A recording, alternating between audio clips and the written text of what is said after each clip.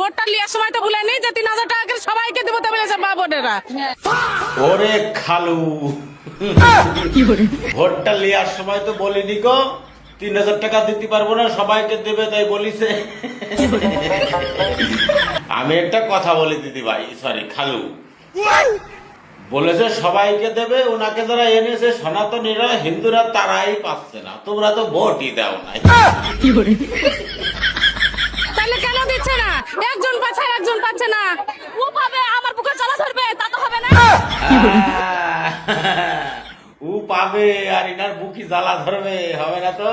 খালু তোমার আমি একটা কথা কই, তুমি চাচারে কয়ে বুকটা একটু ভালো করে মালিশ করে দেবা, তাহলে জ্বালা মালা একটু কম ধরবে।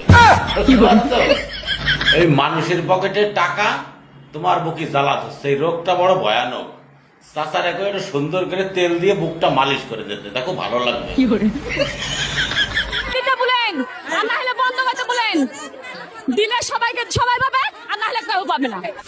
যাক, খালার এই কথাটা খুব ভালো লেগেছে। খালু স্যালুট, দিল্লি সবাইকে দিক, নালে ঝামেলা বাদ দিক, একদম ঠিক বলেছে খালু। ভালো লাগলো, ভালো লাগলো কথাটা শুনে। এইরকম মন মানসিকতা সমস্ত মহিলার জাগা উচিত।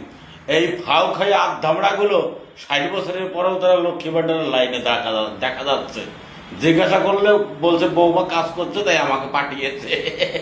মানে একেতে ভিক্ষা, সেই এরিয়ার নাকি আবার জোন পাঠাই দিচ্ছে। বলতে পারছো কত বড় অধঃপতন করে গেছে গেল সরকার।